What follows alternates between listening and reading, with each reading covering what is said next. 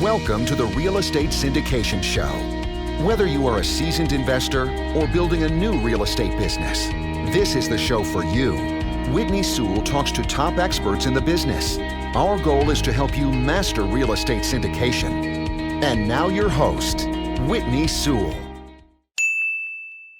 Are you a new or sophisticated investor wanting to learn how to operate a successful syndication business? For life-changing training from the nation's leading syndication expert, my friend Vinny Chopra has the training you need. Text LEARN, L-E-A-R-N, to 474747. This is your daily real estate syndication show. I'm your host, Whitney Sewell. Today our guest is Scott Carson. Thanks for being on the show, Scott. Whitney, I am honored to be here today, and kudos to you to doing a daily podcast. There's only a few of us that are doing those things out there. We either got to be brilliant or crazy. I'm going to lean on brilliant. Not everybody would agree with me, but you and me both, brother. You and me both. Sometimes I think we're pretty crazy, but I'm honored to be here and glad to provide any type of nuggets or knowledge I can help with your amazing audience. Awesome. Scott is also known as the Note Guy. He's been an active real estate investor since 2002 and solely focused on the distressed mortgage and note industry since 2008, where he buys and sells non-performing mortgages directly from banks and hedge funds on properties all across the country. He's the CEO of WeCloseNotes.com, an Austin, Texas-based real estate firm. He has purchased over $500 million in distressed debt for his own portfolio and purchases assets in over 30 states across the United States, while also helping thousands of other real estate investors make money along the way. He's been featured in Investors Business Daily, The Wall Street Journal, and Incorporated.com. Also, the host of the popular podcast, The Note Closer Show. Scott, thank you so much for your time again being on the show. Give the listeners a little bit more about who you are, and let's dive into this thing you call notes, whatever that is. Yeah, I'm this crazy guy in Austin, Texas, previous mortgage broker, financial advisor. Did that for years after I graduated college in the finance industry. And then when everything, 2004 to 2009, late 2008, I started a mortgage company that was traveling the country, teaching real estate investors about creative finance and put them in good mortgage products for their cash out refis. And then when all the music stopped in late 2008, 2009, I was smart enough to see the writing on the wall. I had a couple mentors of mine and private lenders that were giving me money for some of my fix and flip deals here in Austin and surrounding communities that had made a lot of their money in the 80s during the Resolution Trust Corporation, the RTC days. And like, hey, if you really want to make some wealth, here's an opportunity. So I left the mortgage business and jumped in on the other side of buying distressed debt, or as I like to call them, naughty notes, where the borrowers are being bad and not paying on time. And we buy that debt at pretty substantial discounts on either one-off basis or in large portfolios or some smaller stuff. Our normal trades like somewhere between $250,000 and $500,000, depending on where we're buying and stuff like that. But love the business. Been doing it over a decade. You can find a ton of videos online, YouTube, Vimeo.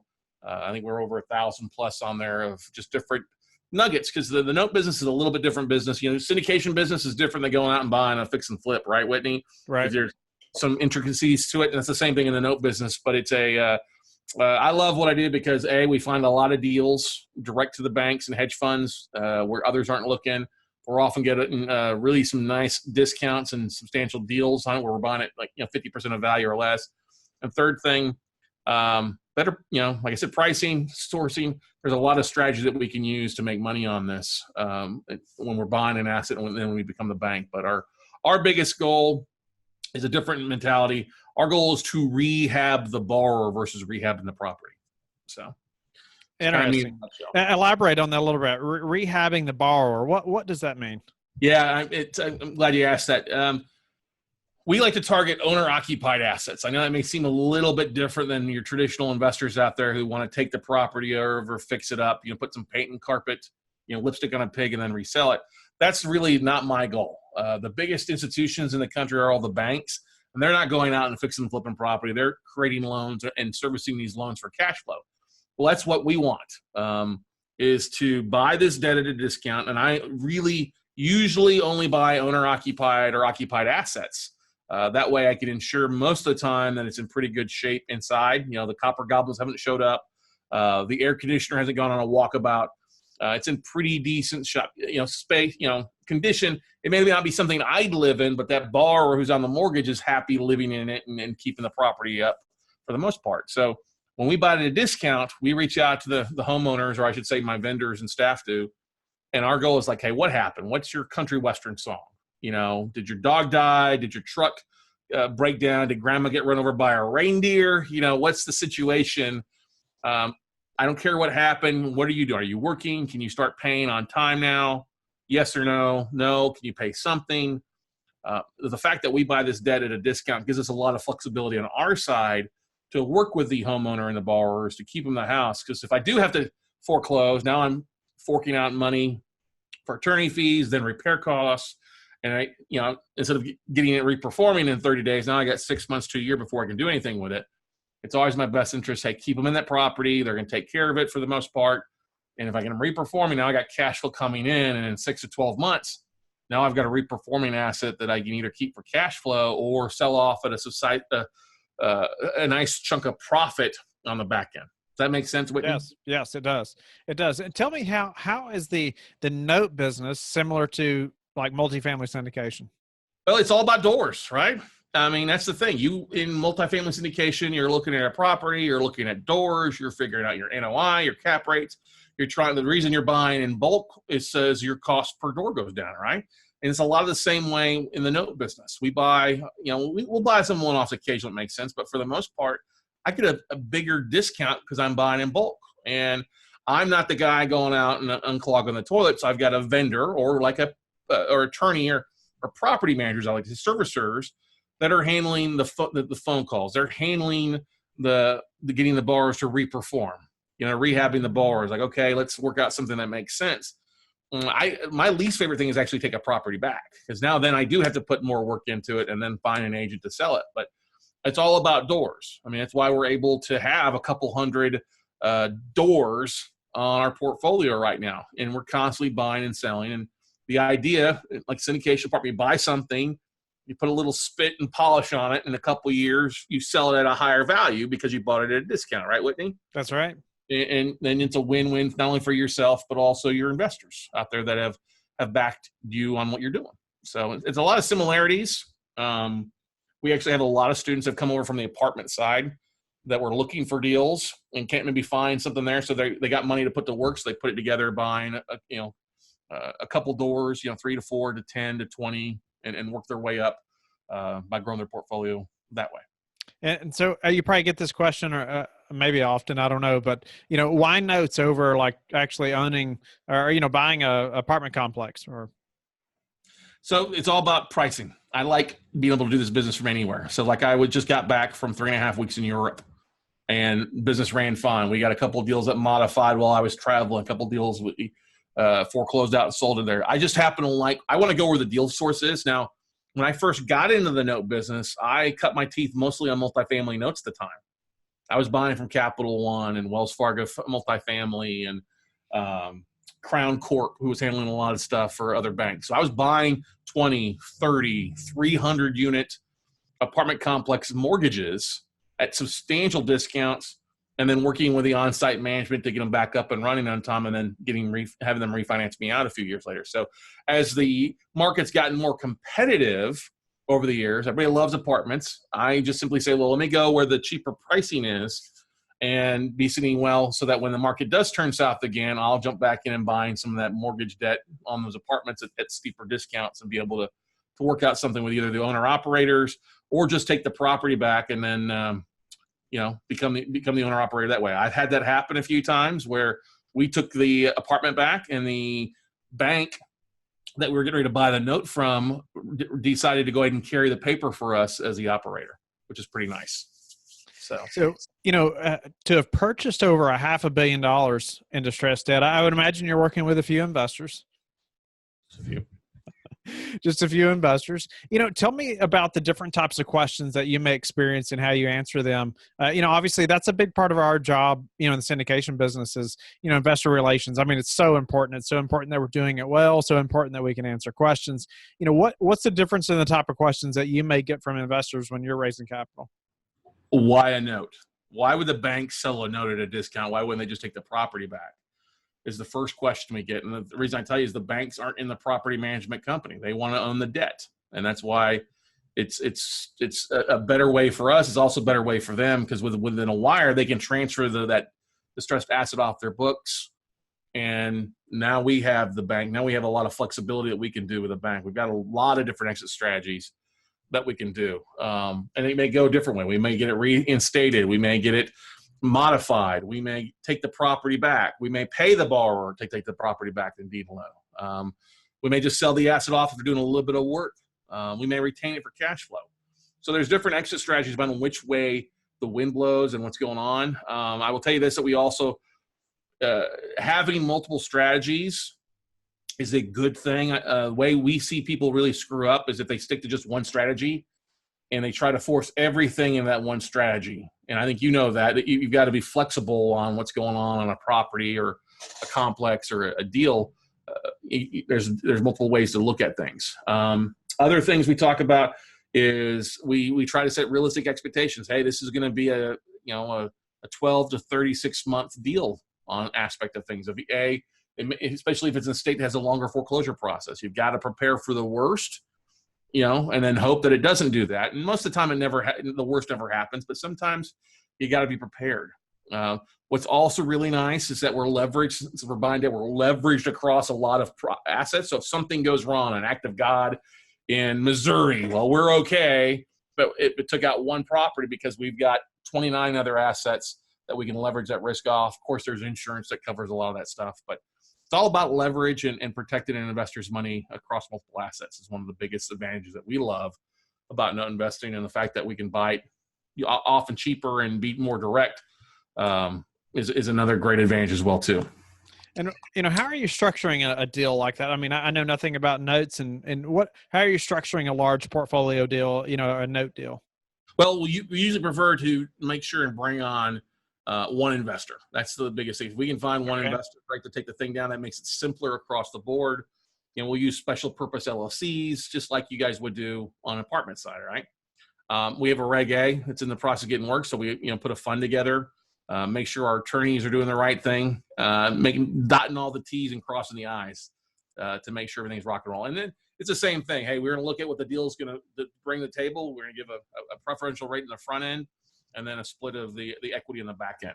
So it's similar structures as you would in syndication. You're just kind of changing out the asset class and have to understand it's a little bit different on what the exit strategies are going to be on that specific note deal. But it's the same type of structure that you would in what you're doing, Whitney. I know everybody's wondering where you're finding an investor that will invest that kind of capital all at once. So that's a great question. So it's marketing. We do a ton. It's part of the reason we started doing videos years ago. It's part of the reason we have the podcast is people listen to it and call us up. The nice thing too, Whitney, is we're buying say 20 assets and we've got, it's a $200,000 or $300,000 purchase. The fact that it's different properties allows us to split that up. So, okay, Mr. Investor, we're going to have you fund half it and these 15, you're just going to be responsible for these 15. You're going to take these other 15 second investors, so we can make it almost like two transactions, two deals to help split that up a little bit, to carve out and make sure it's fair. We're not giving somebody the best the assets, the other one the worst one, but we're not bringing on junior lien holders. We're not pooling money. We're trying to keep it one investor per deal if possible. Nice. And what kind of, I know you said like 12 to 36 months a minute ago, but what is a normal hold period? What kind of returns are typical? So usually it's about 18 months on average. If it's a reperforming asset, then we hold it for cash flow and then looking to sell that thing off. So let's just give you some round numbers. Let's say we'll just use an individual deal for easy math here. So buying an asset that's worth 100, borrower may owe 100 plus because they're behind. We can buy that at 50 cents on the dollar. We bought it at 50 grand. That's a pretty good deal. Now, if the interest rate on the mortgage was at 6%, We bought it at 50 cents of the dollar. Now we just get them reperforming. Now we got a 12% cash and cash return to us on the cash flow. Now, if we bought it at 50 cash, they start paying for 12 months. 12 months, we could sell that note at 80, 85 cents of, the value. So now we yield another 30 to 35% after 12 to 15 months. You would take that 35 grand plus the other 12 months of cash flow. It's a pretty good ROI on a $50,000 investment. If they don't perform, they won't play ball with us. They stick their head in the sand or tell us to go pound sand. Then we'll start the foreclosure process. Some states are faster to foreclose, like Texas. It's really fast to foreclose here. I mean, it's, you can do it quickly. Other states are longer to foreclose, like New York, New Jersey. I don't buy there. It takes forever to foreclose. So average foreclosure costs you somewhere around $3 to $5 grand. If you got to put some repair into the property, you're going to add that on. What we prefer to do is try to just offer up the bar. Like, listen, we're going to foreclose. Why don't we just give you $3 grand or $5 grand to walk and leave the property in good condition? And that saves us a lot of money and time frame as well. So we may be into it for another 10 grand between foreclosure and costs like that. Now we're into it at 60. We sell it at 90 cents on the dollar. It's another 25, 30 grand in profit on a $60,000 investment. That's not bad. No, so. It's not bad. And to change gears just a little bit, but I want to hammer on something that you talked about, and I know that would bring value to the listeners is marketing. And, I would love for you to elaborate a little bit on, you've been doing this a while now. We talked about how many videos you've done and podcasts, and you've done a lot more than I have. But I'd love to hear, just some marketing techniques that have proven successful for you all. First and foremost, Whitney, I'm a big believer that we're not in the real estate industry anymore. With the way the world is, we're all in the media business. Okay. We're all in media, whether your podcast, your videos, my podcast, my videos, we're all in the media aspect because you look at Hulu and Netflix and Disney starting their own channel and things like that. I know this is different, but everybody's going to video. And if you're not ready for video, even LinkedIn is going to be doing LinkedIn Live now here shortly.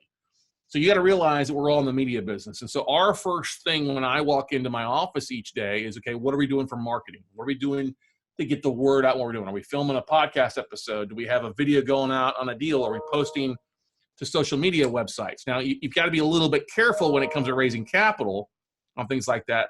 But I'm a big advocate of sharing deals that you've done. If you've closed on deals, and I don't care if it's the fix and flip down the street or a 200-unit apartment complex, I don't believe people share enough about the successes that they have. And if you share in what you're doing and share nuggets, you're doing a great job with your podcast. Absolutely amazing. If you are not subscribed, you need to go to iTunes and subscribe right now to leave Whitney a 5-star review. I'll wait for my check to show up later on that. Right, Whitney? But that's right. When it comes to marketing, you got to realize there's so many great ways to get out what you're doing and what you're focused on. And it's so much easier with smartphones these days. You could go out, look at your apartment complex or deal, or have your realtor take a picture of it, send it to you. You can post it and say, hey, I'm working on my next deal. Who wants to get on my hot list? Who wants to talk to me and see if you can qualify to be part of the next fund we're putting together, the next syndication? So many people, and what's funny is that we're kind of in this limbo, Whitney, between age groups. I'm 42. You're about the same age as I am, I take it. You're probably a little bit younger, right? A little bit younger. But there's this between basically like 25 and 45. There's this limbo area, people that are figuring out from doing marketing the old way of going out and talking one-on-one, to those that are figuring out doing the one to the many and leading to the one-on-ones, okay? And I think that's what people have to realize. Whatever you can do to share to the masses. Seth Godin wrote a book called Tribes a few years back. It's a phenomenal book talking about everybody out there is looking for leadership and looking to be led. Well, you have to realize, I don't care if you're buying an individual asset or you bought 1,000, you've got a tribe behind you that's looking to you to lead them, whether it's to help you find deals or help to raise capital. What you're doing on the day in and day out basis, the fact that you're actually taking action, you're making offers, you're going to real estate clubs, you're traveling to conferences, share that stuff, because the American dream is getting strangled to death financially. And I think it's up to us as real estate entrepreneurs to really share what we're doing, market what you're doing, whether it's a good, the bad, or the ugly. People actually love the ugly more than they love the good. So share the learning, what you learned, what you stub your toe on, And I guarantee you'll have people coming to you because they've learned from you. You've built rapport by sharing what you're going on. And we have that happen all the time. Hey, I've been listening to your stuff for 6 months. I've been following you for 6 months. I've got 200 grand. I need to put something to work with. Can we talk? And I'm like, no. Yeah, of course we can talk at that point. Let's figure it out and see if it's a win-win and kind of go from there. But we're all in the media business these days. You don't have to believe. If you watch TV, you're in the media business. You're just consuming it. You're on the wrong side of the media. I couldn't agree more. But I would add, sometimes in the syndication business, you'd have to be very careful about, yes, promoting, even closing on a property. I've talked to numerous attorneys that say, oh, you can't do that. But there's numerous things that you can talk about, and what you said, like every day, what you're doing, being able to talk about it and put it out there just so people know who you are and what you're doing. And you're building, they're building trust in you and you've never spoken to them. Yeah, make sure you follow your attorney's advice. I'm a big believer in that. The attorneys will keep your assets out of a sling really fast. But yeah, we have to do. You can't be. See people all the time. Oh, guaranteed return. No, don't be doing that. Talking about hey, here's a deal that we're working on, or here's a deal that was closed in the past. You always got to put past performance is not an indicator of future returns. But that's right. Just sharing. There's so few people taking action. If you're doing something, you're in that 5% audience, and people are dying to surround themselves with 5%ers. So how are you keeping track of all your marketing? Like what's your, any kind of routine you can, I know you're not going to blast out all your secret nuggets, but maybe a couple things of how you organize all this. It's simple, dude. I'm a big believer in something called the Marketing Octagon that we do, where we can take one piece of content and share it across 8 to 9 platforms over a couple days. And that way we're sitting and things. So I'll give you an example. If I took a picture while we were getting rock and rolling here. You didn't see me. You were looking down. Took a picture. I'm going to post that to Facebook. Said, hey, it was an honor to be on this podcast, on your podcast with Whitney, syndication show. I'm going to share that on Facebook. I'm also going to share it to Instagram. Okay. I'm also going to upload it to my website and share it there. Say, hey, here's a link to check out this episode. Check out this podcast. All right. I'm also going to have an email blast that goes out later on in the week. Hey, here's the podcast I've been on this week. Or here, check out this amazing show with Whitney. So you start seeing this. I start cross-pollinating. It's the same thing. I'm just cross-pollinating the different social media avenues. The video, the YouTube, the auditory through iTunes. It's the same thing with real estate. Got a good piece of property? Take a good photo. You've got a smartphone. Take a photo. You can share it to Instagram. You can share it on YouTube. You could do a quick little video, 2-minute, hey, I'm working on this deal here. It's this unit. More information to come. I can't give you the details, but I'm really excited. Check out some of the past deals we've done on our website. Taking that same audio, getting it transcribed, and turn it into a little blog that you can throw on LinkedIn or on your website or an email blast off. So a lot of people have a tendency to overthink marketing, like, oh, I got to create 8 unique things to get out to my database. No, you take one piece and just tweak it a little bit to share it across the board. And that's what's been the secret to our success is we just focused on video. I heard Kevin Harrington from the Shark Tank years ago say that video is the best way. And I said, well, he's a much smarter man. His pocketbooks are a lot deeper than mine. I think I'm going to listen to him.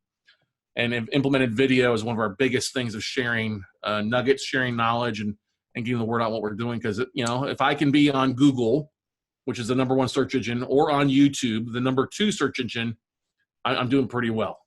That makes sense. It does. It makes a lot of sense. And that allows you to blast out so much more content, and are you utilizing virtual assistants, or do you have VAs in your office, or what does that look like? Great question, Whitney. So I have one dedicated marketing assistant here in the office. That's all she does. Shannon is phenomenal.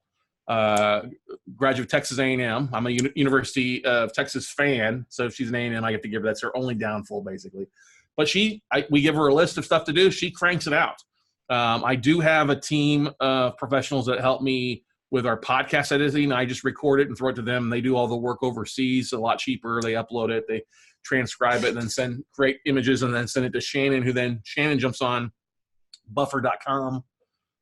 Gets it there so it's scheduled to go out to our audiences at the right time that people are paying attention. And then she also creates my special projects I have. If I have a special webinar or a special asset that we're working on, She goes in there, like I've got 125 single family home mortgages, notes that we're in the process of moving. So she took screen views, had them all scheduled up in a buffer that they just automatically show up on Facebook and Instagram. We sold 35 of them, all basically just doing that way. Where they contacted the individual realtors or my asset manager in California to make bids in and close them out that way. So it's all streamlined. I didn't have to, all I had to do was look at the numbers on, okay, what do we pay for it? What are we into it for? What's the profit margin on it, and accept it and go from there. What's a way you've recently improved your marketing that we could all apply to our businesses?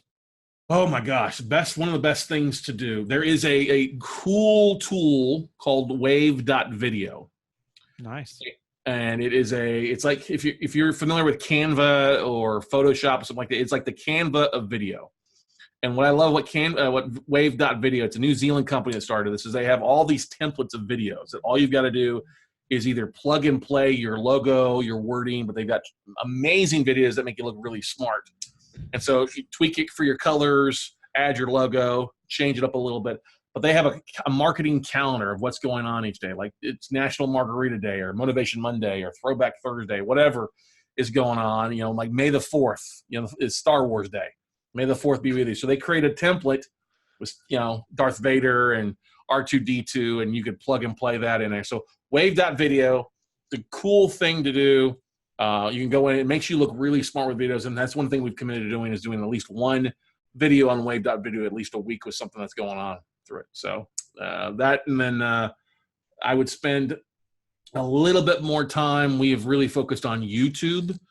We've got a lot of videos on there, but we've been going back in and taking the first 3,000 to 4,000 characters of a video and putting it in the description as part of the description, so it boosts our SEO optimization. Nice. I appreciate you sharing that. That's some valuable tips right there. So what about, back on the investor front a little bit before we run out of time, what's your best advice for taking care of investors? Best thing you can do is just treat them like you would. I mean, good or bad. We all can agree at some point deals are going to go south. All right. There's going to be something that goes south. So the best thing you can do is communicate with your investors. And secondly, more importantly, have a solution. All right. If something goes south, value's down, or hey, give them the solution, because that's what they want to do. They want to know that you've got their best interest in mind and that you're going to take care of it, because their issues will pop up. Hey, we've got a solution to this. We're going to solve it this way. Here's A, B, or C in our plan. And then just, communicate. That's one of the most important things. People can understand that things drag on. Most people can, for the most part. Just communicate, hey, this is going to take another 90 days than what we expected, another 6 months, but here's a process. Or, hey, we're going to add this extra value add that we see us getting a lot more in the long run. Just communicate. The more communication you can do with your investors, the better off that you can be. Nice. I couldn't agree more. Definitely extremely important. Communication. What's the number one thing that's contributed to your success, Scott? My stupidity? No, I'm just joking. I think just being consistent. Consistency is the key. I mean, there's enough people that flake off of doing. I mean, only 5% of people do anything anyway. And the fact that if you show up on a regular basis, I'm not the best at videos. I'm not the best at emails. I'm not the smartest. I still screw up all the time with our marketing and things like we try, or constantly trying. But I show up. I show up on a regular basis. I'm committed to doing a video every day or marketing every day of some sort. It's kind of funny. I went away. We just had a vacation for about a month where we took a transatlantic cruise and spent some time over in Europe. And we had some automated to go through. But people, when I came back, I was like, oh, my God, we're so glad to have you back in our daily dose of the crazy note guy. And I started laughing about that. And I was like, well, it was nice to be gone. But it was always funny. Like, hey, we haven't seen you. After 3 days goes by and I'm not doing something live, we start getting messages from people that, oh, are you okay? Are you sick? What's going on? And you laugh about that, the little stalkers that they are, but it's nice because they do care. But that's the thing, being consistent. And I don't care if it's, more than once a month, once a week. I mean, if you're sending an email out to your database once a week, if you're posting something, you can do it once a week. If you're doing a live video about a deal or something you're working on your business, do it once a week. We've all got the 5 minutes or the 10 minutes to do something. It doesn't have to be long. It doesn't have to have a huge production costs. Just be yourself. That's what people are tuning in for. If they wanted high production, they'd go to MTV or HBO or something like that. Just they're showing up to your Facebook or YouTube account for you, and keep that in mind. Nice. Scott, unfortunately, we're out of time, but, I appreciate you being on the show, but tell the listeners, how you like to give back. So I'm a huge proponent that we believe in a thing called co-opetition out there. I'm a big believer there. We're all working for our own bottom line, but there's plenty of resources to work and cooperate. So I've got a ton of videos on my website, weclosenotes.com. If you'd like to, I do have a book I'd love to give away to those listeners. If you're interested in learning more about note business, how to buy real estate at 40% off. It's $19.99 on Amazon and all those. If you just go to noteblueprint.com/free book, that's noteblueprint.com/free book. You can download the 73-page book for free. Wow. A lot of value there, Scott. Thank you so much. Any other way they need to be able to get in touch with you? Or I'm all over the internet. They look for Scott Carson, the note guy, not Scott Carson, the English Premier Soccer player. Okay. He's got a bit of a 70s porn stash going, but otherwise, yeah, you just look for Scott Carson and weclosenotes.com. You'll find everything out that you can on us. All right, Scott. Thank you so much. I appreciate your time and value you've provided to me and the listeners today. Appreciate the listeners being with us today and every day. I hope you'll also go to LifeBridge Capital and connect with me and the Real Estate Syndication Show on Facebook. And we will talk to each of you tomorrow. Thank you for listening to the Real Estate Syndication Show, brought to you by LifeBridge Capital. LifeBridge Capital works with investors nationwide to invest in real estate, while also donating 50% of its profits to assist parents who are committing to adoption. LifeBridge Capital, making a difference, one investor and one child at a time. Connect online at www.lifebridgecapital.com for free material and videos to further your success.